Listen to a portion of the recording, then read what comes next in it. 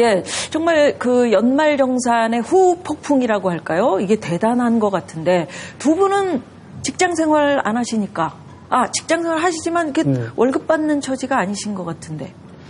저는 제가 사업자이기 때문에 연말정산 하지 않습니다. 안 하시죠? 예전에 제가 직장 생활 때 연말정산했는데 한 1년에 한 수십만 원씩 환급을 받았습니다. 정말 그때는 이제 개탄 기분. 저는 직원들한테 월급을 주지만 저도 월급을 제가 스스로 저한테 뭐 이렇게 가져가는 편이기 때문에 연말정산을 해야 됩니다. 네. 작년 같은 경우는 제법 환급을 좀 받았었어요. 네. 근데 올해는 이제 아직까지 연말정산을 못했습니다. 바빠서. 근데 요새 이 시스템이 잘 돼 있어가지고 미리 예상해 볼 수가 있잖아요. 입력을 하면. 조금 내야 되더군요. 그러니까요. 근데 주변에서 연말정산 때문에 스트레스 받았다 이런. 굉장히 많죠. 그쵸. 굉장히 많죠. 맞습니다. 그 우리 작가 그 주변에 있는 사람은 연말정산 때문에 스트레스 받아서 끊었던 담배 다시 피. 근데 또 담배값이 올라서 또 까치 담배 구하는데 누가 안 준대요. 비싸다고. 그게 또 스트레스. 어때요? 주변의 얘기 들어보시면 정말 그렇게 많은가요? 특히 이제 그 상실감이나 박탈감이 큰 게 이게 13월에 보너스였잖아요. 직장인들 다수에게. 해마다 이제 1월달 되면은 없는 돈이 생기는 거기 때문에 특히 이제 집에다가 얘기하지 않아도 될 돈이었단 말입니다. 1월 달에 미리 그냥 막 회식 땡겨서 하고 이런 사람들 또는 필요하던 거 1월 달에 고민하다가 그때 한번 착 저지르는 사람들이 많았는데 뭐 이렇게 보너스는 커녕 오히려 시체말로 이제 토해내야 되는 입장이 되니까 굉장히 억울한 거죠. 그럼 왜 이번에 연말정산은 왜 이렇게 문제가 된 걸까요? 이번에 정부에서 뭐 이제 말로서 그렇습니다. 그 소득공제에서 세액공제로 바뀌었거든 그게요. 바뀌면서 공제 범위가 좀 많이 축소되었습니다. 그렇다 보니까 소득은 제자리인데 오히려 세부담이 늘어나게 되는 그런 경우죠. 그런데 이제 무엇보다도 정부 발표에서는 5,500만 원 이하 저소득층에게는 세부담이 없을 거라고 발표했는데 뚜껑을 열어보니 오히려 그런 부담액이 제법 있단 말이죠. 그러다 보니까 상대적으로 훨씬 큰 박탈감 또 뭐 돈을 예전에는 환급 받다가 내놔야 되니까 그 차이가 되게 크게 느껴지는 거죠. 잘 아시다시피 그 봉급 생활자 생활 수주라는 게 대체로 빠듯합니다. 빠듯한데 거기서 적게는 이제 수십만 원에서 뭐 100만 원 가까운 돈을 토해내야 되니까 그 분노가 어떻겠습니까? 아마 그런 측면에서 이번에 연말정산 파동이 일어난 것이 아닌가 생각하고 있습니다. 저는 그 두 가지 문제를 좀 말씀드리고 싶은데요. 첫째는 저는 이번 연말정산이 개편 방향은 현 정부의 방향이 맞다고 봅니다. 그러니까 소득공제보다 세액공제로 가는 것은 반드시 그래야 되는 것이 맞았다. 왜냐하면 소득공제에서 세액공제로 전환할 가장 중요한 이유는 고소득자에게 조금 더 많은 세부담을 부과하고 저소득자들에게 훨씬 경감된 세부담을 주겠다라는 정부의 방침이었거든요. 그 방향은 맞았는데 일정 부분 그 시뮬레이션이 조금 잘못된 부분 때문에 혼란이 조금 있었다. 그 혼란 때문에 이 기본 취지가 무너져서는 곤란한 거 아니냐 이런 생각이 좀 있고 또 이 엄청난 반발들이 어디서 기인하는 거냐에 대한 질문을 한번 던져볼 필요가 있겠다. 직장인들이 가지는 박탈감은 왜 맨날 우리만 이렇게 뜯어가냐. 그러니까 우리 지갑만 투명한 유리지갑이고 더 많은 사람들이 있는데 정작 그 사람들에게는 안 걷어가면서 왜 우리만 맨날 봉이냐. 이거에 대한 분노거든요. 그 두 가지 문제에 대한 사회적인 토론이 좀 할 때가 됐다. 그런 면에서 오히려 좋은 계기가 됐다고 봅니다. 지금 대표님께서 일정 부분 시뮬레이션이 잘못됐다 이러셨잖아요. 그 이번에 이 세액공제 뭐 전환된 거 중산층이 피해를 봤다 이런 얘기가 있던데 그게 어떤? 그러니까 이게 중산층이라는 이를 어디까지 볼 거냐도 우리가 사실 이제 애매모호한 건데요. 실상 우리가 좀 정확하게 따져볼 필요가 있는 게 약 1,630만 명의 근로소득자가 세금을 냅니다. 2013년 기준으로. 근데 그중에 530만 명이 근로소득세를 안 내요. 내고 싶어도 못 내는 분들입니다. 왜요? 돈을 못 버니까. 그리고 또 한 500여만 명 정도가 2천만 원에서 한 4천만 원 정도의 소득자들이 얼마의 세금을 내냐면 연평균 35만 원 정도의 근로소득세를 내거든요. 이제 부담스러운 정도는 아닙니다. 문제는 6천만 원 이상의 고소득자들이 우리 사회에서는 중산층이라고 지칭되는 사람들이거든요. 근데 실제로 근로소득자들을 이렇게 쭉 수직적으로 세워보면은 그 정도는 굉장히 고소득자들입니다. 그 사람들이 주로 오피니언 리더층이거든요. 이제 반발이 생기는 거죠. 그러면서 저는 이 연말정산에 대한 전반적인 저항감들이 좀 사회적으로 확산되지 않았느냐 이렇게 보는 거죠. 리더들이 그렇습니다. 반발이 심하다. 예. 예. 의원님도 그렇게 생각하세요? 아무래도 우리 이제 김 대표 말씀처럼 그 방향은 제가 봐도 맞습니다. 여기까지는 고소득자에게 좀 더 많은 이제 세금 부담을 하기 위해서 이번에 이제 세액 공제로 전환을 했는데 그 과정에 있어서 좀 정밀하지 못했던 거죠.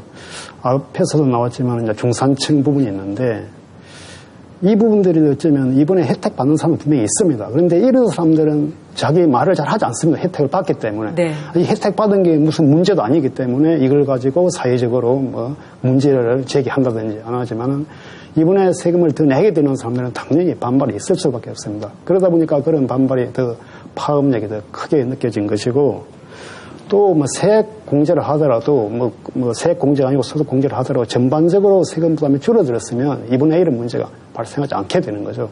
어쨌든 간에 특히 중산층이나 할 수 있는 이런 사람들의 세금 부담이 대폭 늘어나고 또 네. 정부 앞에 말씀드렸지만 정부의 그런 발표를 믿고 안이하겠었는데 막상 적용해보니 세금 부담이 늘어나니까 이번에 특히 봉급생활자의 불만이 기존에 또 박근혜 정부에 대한 불신과 불만이 많이 쌓여 있었거든요. 그런 불만에다가 이번에 그 연말 공제, 이게 연말 정산 파동이 결국 거기에다 기름을 들여 부은 게 아닌가 이렇게 생각합니다. 아까 저희가 프로그램 시작하면서 처음에 보여드렸던 대로 정치권에서 너무 국민을 혼란스럽게 증세와 관련해서 이 말 하시고 저 말 하시고 그런 면이 없지 않아 있어요. 그래서 네. 저희가 한번 정치권에서 어떤 얘기들을 하셨는지 정치권 말말말 준비를 해봤습니다.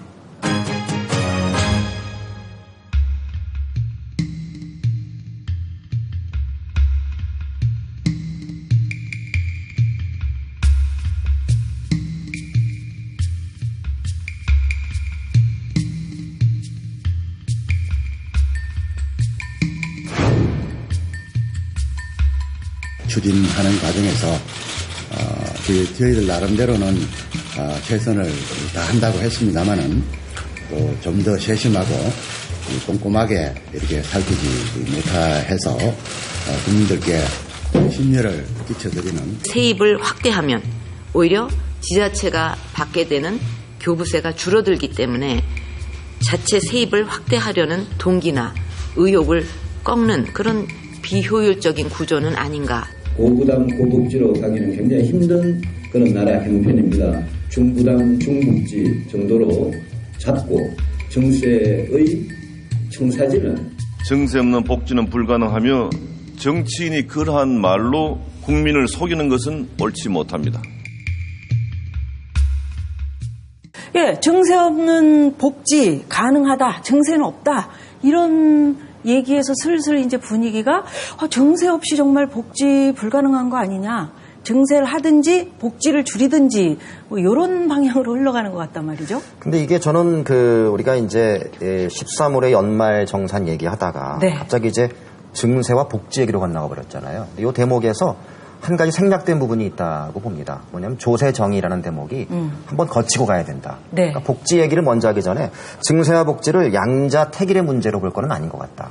그 전에 먼저 조세정의에 대한 불평불만이 사실은 13월의 연말 정산의 본질이었거든요. 네. 그런 다음에 자 걷어가겠다면 좋다 더 내겠다라는 사람들이 있어요. 예. 근데 걷어간 다음에 이걸 어디다 쓸 거냐, 지금 어디에 쓰고 있는 거냐를 갖다가 얘기해달라는 거거든요.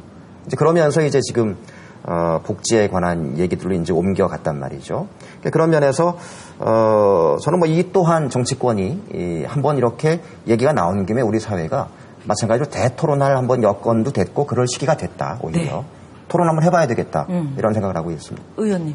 방금 정치인들의 그렇게 여러 가지 말을 들어봤는데 사실 그 정세 문제가 뜨거운 감자입니다. 말은 쉽게 할 수 없는 이런 상황인데 그래서 이번에 그 연말 정산 파동에 있어서도 정부에서는 그 세율의 변동이 아니기 때문에 증세가 아니다. 이런 해괴한 논리로 변명을 했단 말이죠. 네. 사실 그걸 다 뭐 믿을 사람은 없지만은. 그래서 이제 정치인들의 말을 그대로 믿기는 어렵지만은 아무래도 이제 정치권에서는 정치인이셨으면서 정치인들의 말을 그대로 못 믿는다. 그 지금 이번에 특히 이제 세금 부분에 있어서 계속 말이 바뀌어 왔거든요. 네. 그래서 정치권에서 증세를 하기 위해서 어쩌면 그 물꼬를 트는 게 아닌가 이런 생각을 하고 있습니다. 또 제가 보더라도 사실 그 복지를 위해서는 어느 정도의 정서가 필요한 건 사실이거든요.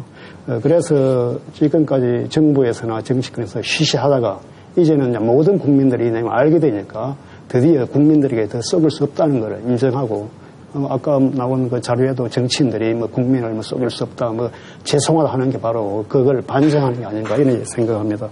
그래서 저는 정치권에서 이렇게 정세 문제를 이렇게 언급하는 게 오히려 바람직한 방향으로 생각하고 있습니다. 예, 그렇습니다. 근데 지금 대통령의 입장을 보면은 증세는 없다. 아직까지는 그 입장을 고수하고 계시잖아요.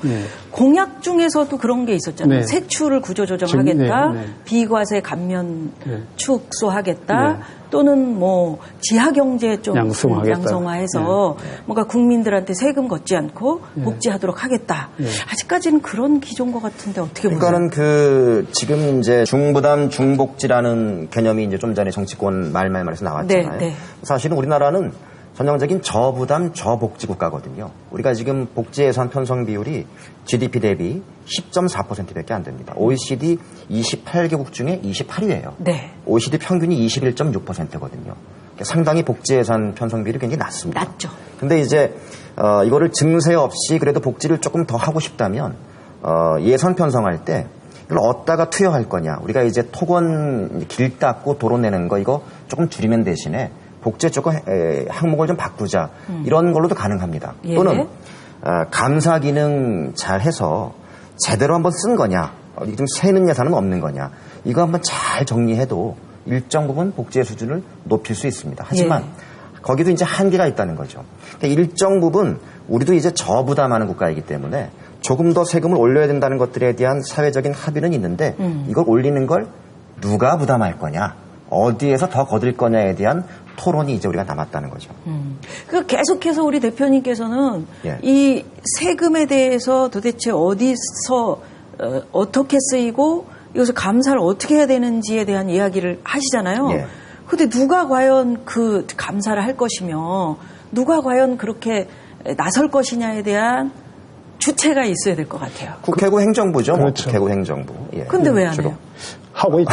하고 있는데 우리나라 그 법제도에서 예산을 심의하고 확정하는 것이 지방은 지방의회고 국가는 국회가 하고 있습니다. 하고 있는데 잘 아시다시피 이제 국회에서 예산을 다루는 이런 그 예산 특별위원회를 만들게 됩니다. 그런데 한정된 시간 내에 그 많은 국가 예산을 전반적으로 이렇게 다 살펴보기는 상당히 어렵습니다. 잘 아시다시피 또 국가 현안이 있으면 여야 간에 대립이 되다 보니까 예산 심의도 사실상 날림으로 이루어지는 게 허다하거든요.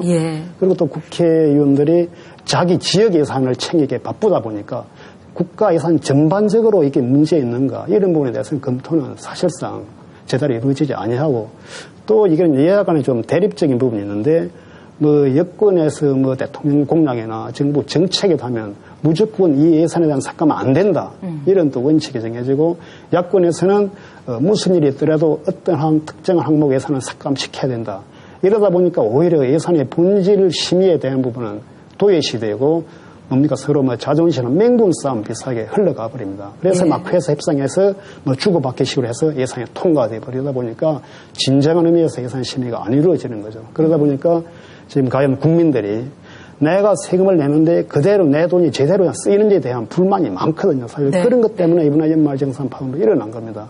자, 그렇다면은 이 세금에 대해서 또 증세에 대해서 우리 시민 여러분들은 어떻게 생각하고 계신지 저희가 만나봤습니다.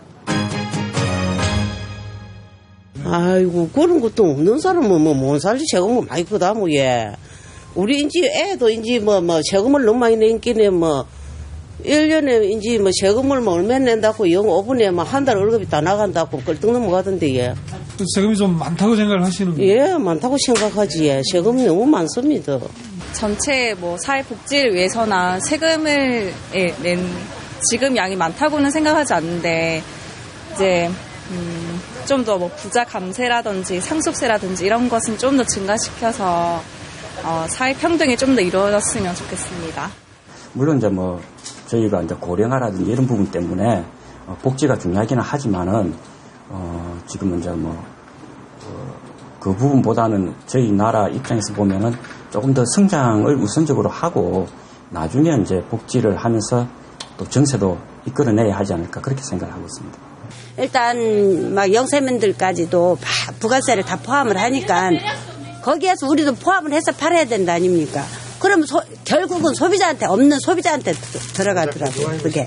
있는 사람들은 많이 내고 없는 사람들은 도움을 받아야 되는데 복지도 우리가 65세부터가 나오잖아요. 한 70세로 했으면 좋겠고 또 더 없는 사람 주고 있는 사람은 안 받았으면 좋겠어요. 필요하면 저는 뭐 세금 올려서라도 복지가 전반적으로 좀 확대되었으면 하는 게 생각이기 때문에 지금 뭐 대통령께서 이야기하시는 뭐 정세 없이 복지를 한다라는 것은 조금 힘들지 않을까라는 데 동의하고 있습니다. 자영업자들이 뭐 그 직장인들에 비해서 뭐 세금을 적게 낸다고 뭐 얘기는 많이 하는데 저는 뭐 적정하게 내고 있다고 생각하고 만약에 정세가 복지가 확대되어서 더 내라고 하면 더 낼 용의는 있습니다.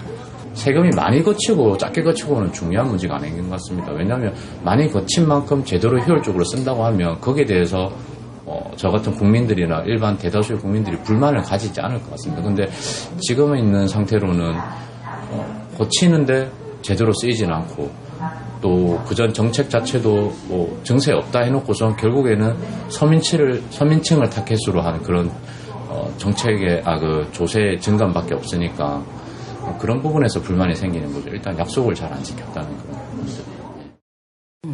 시민들이 참 생각들이 깊으세요. 그죠? 그러게요. 예. 시민들은 지금 뭐 경제 안 좋고요. 먹고 살기도 힘들고 하니까 아무래도 세금에 대해서 좀 부담이 있으신 것 같은데